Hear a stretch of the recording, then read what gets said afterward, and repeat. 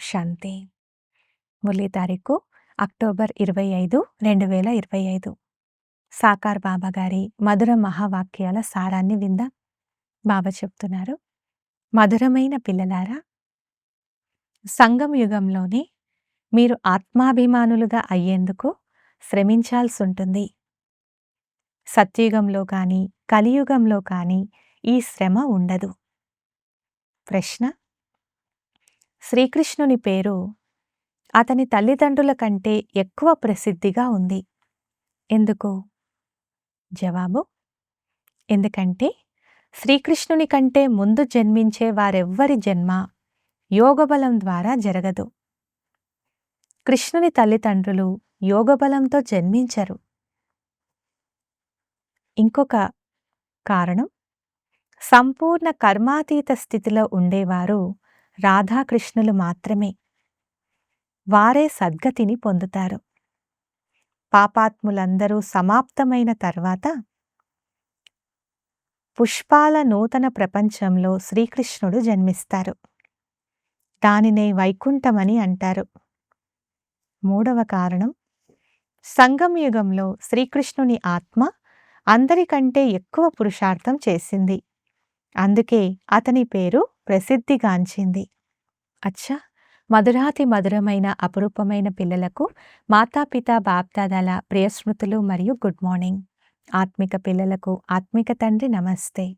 పిల్లలందరి తరపున ఆత్మిక తండ్రికి గుడ్ మార్నింగ్ మరియు నమస్తే నమస్తే. ధారణ కొరకు ముఖ్య సారం. మొదటి పాయింట్, బుద్ధిని పవిత్రంగా చేసుకునేందుకు స్మృతి యాత్రలో పూర్తి తత్పరులై ఉండాలి. కర్మలు ఆచరిస్తున్నా ఒకే ఒక ప్రియుని స్మృతిలో ఉంటే వికర్మాజీతులుగా అవుతారు. రెండో పాయింట్, ఈ చిన్న యుగంలో మనుష్యుల నుండి దేవతలుగా అయ్యేందుకు శ్రమ చేయాలి. మంచి కర్మలు చేస్తూ మంచి సంస్కారాలను ధారణ చేసి మంచి కులంలోకి వెళ్ళాలి.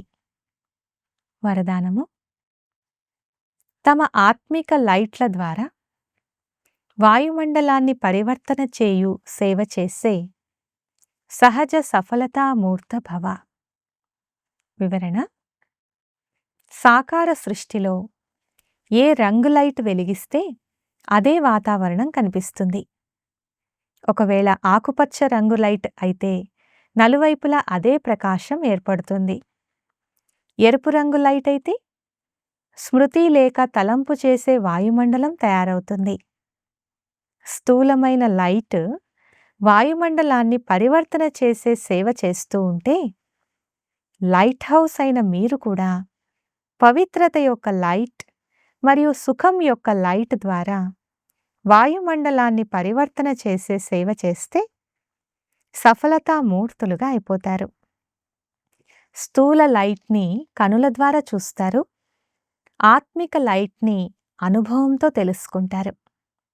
స్లోగన్: వ్యర్థ విషయాలలో సమయము మరియు సంకల్పాల్ని పోగొట్టుకోవడం కూడా అపవిత్రతయే. అవ్యక్త సూచన: స్వయం మరియు సర్వుల పట్ల మనస ద్వారా యోగ శక్తులను ప్రయోగించండి.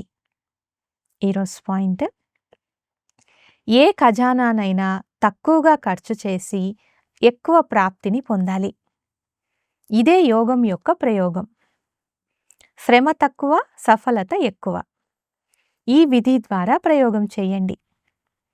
సమయం లేదా సంకల్పాలు శ్రేష్ఠ ఖజానాలు కనుక సంకల్పాలను తక్కువలో తక్కువ ఖర్చు చేయాలి, కానీ ప్రాప్తి ఎక్కువగా ఉండాలి. సాధారణ వ్యక్తి 2-3 నిమిషాలు సంకల్పాలు నడిపించిన తర్వాత, ఆలోచించిన తర్వాత ఏదైతే సఫలతను ప్రాప్తి పొందుకుంటారో దాన్ని మీరు 1-2 సెకండ్లలోనే పొందగలరు.